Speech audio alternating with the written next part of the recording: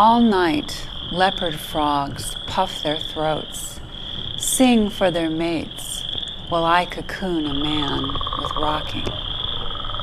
I must see the island woman with a puppy litter, must gather all he will need on his journey, must not let a sash of tears. Recently, a friend said to me that poetry is the language of God or spirit, however you want to think about that. And I do think it's a very special, highly condensed, highly expressive language. And for me, the goal has always been to express the inexpressible. How can I find an impression, emotion, things that people experience all the way from ecstasy to despair, and put that down in a way that others can relate to and say, hey, I'm not the only one.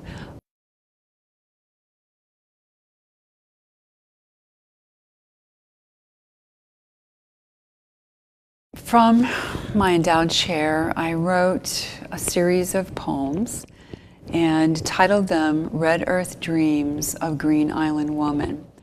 In that project, I wanted to explore an imagined relationship between two women. One woman would be of the Meskwaki people, who have located themselves in Iowa after being pushed around, pushed out of Wisconsin into Illinois, into Iowa, then Kansas, and then being able, because of a good relationship with the Iowa state government, to purchase their own land. And that was the only tribe in this country, I believe, to do so. And so they call it a settlement and not a reservation. So one woman was to be from their tribe, the Meskwaki, and the other woman was immigrating from Scotland.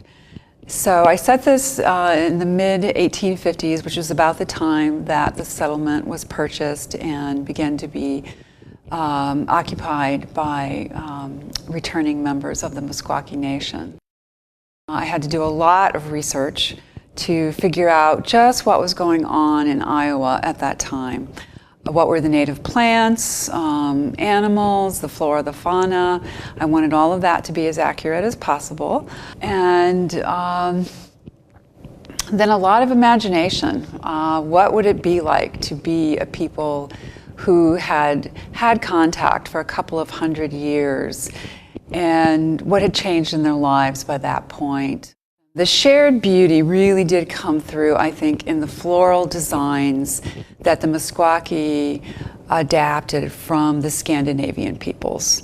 There's a wonderful book called Art of the Red Earth People, and it shows side-by-sides, like here might be a weaving, and then you see the beadwork done by the Meskwaki. So beautiful flowing designs, particularly of flowers, that were not as strictly geometric and linear as previous designs had been. They were also known for their weaving, the Meskwaki were, so you see also some of these adaptations coming into the weaving. So there were obviously good things that were happening in that regard.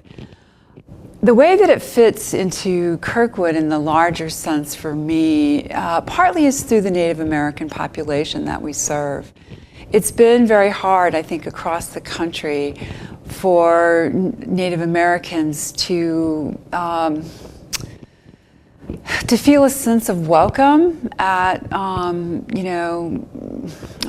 white schools, let's just put it that way. Their sense of what is important, of how you go about studying, how you integrate curriculum into your overall lifestyle can be very different than what white students are used to. So I really wanted to raise my sensitivity to those kinds of issues. Also to bring this into the classroom when I teach world poetry. Sun leaks onto morning's razor, and he nears his ancestors. I bend to cover him with his best vest, The one I sewed a moon with bead row beside bead row in succulent lines. My loosed hair falls like a smooth bark sheet between worlds across his breast. Not long ago, a fever, death's rattle ricocheting in my ears. Now, my face goes dirty, above my friend, black cloth, as inside me grief eats the red meat of my widowed heart. Kirkwood has offered me wonderful, wonderful opportunities to teach the forms of literature poetry class, and then for me, even better is the world poetry class, because that allows me to metaphorically travel the world and introduce the students to new places, new ideas, new peoples, new literature, to talk about oral tradition, which I'm very interested in, and in which everyone has, if you go back far enough, and to hopefully get them excited about things that are much more accessible these days because of the whole internet and so forth.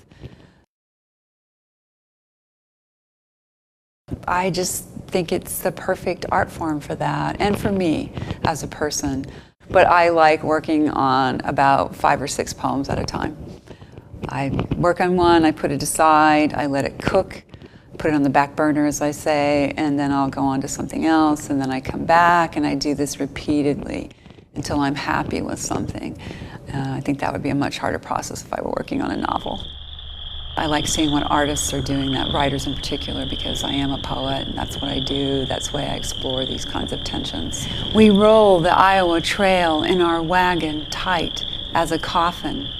The air so summer-soaked, I am wedded to sweat. White crescents under my dress's arms. Assailed by dizzy bumblebees stirring the flower seas of this prairie, I wade in to pee. And after the sun heaves himself below the horizon's flat chest, I hold my sister's baby girls, 2 heads sweet as clover. They are my night's nosegay.